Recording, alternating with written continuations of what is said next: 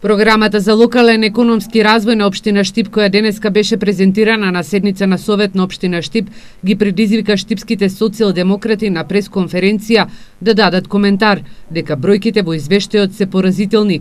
Сметаат дека вака поставениот буџет на општина Штип не е развоен, туку како што велат представува буџет за преживување. Во програмите за урбаничко планирање, за изградба на системи за водоснабдување, реализацијата е под 40%. За поттикнување на развојот на туризмот во Штип и околината, локалната власт издвоила 0 денари. Од предвидените средства преку блок дотации за основното образование се реализирани само 83%, а за средното само 76%.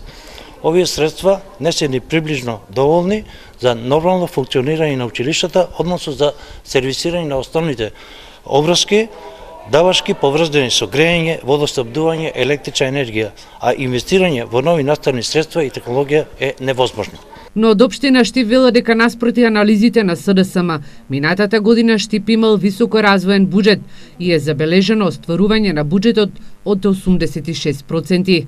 Просечно остварување што се рачуна во Република Македонија за успешно е некаде од 72% до 75% на остварувањето на приходите и расходите.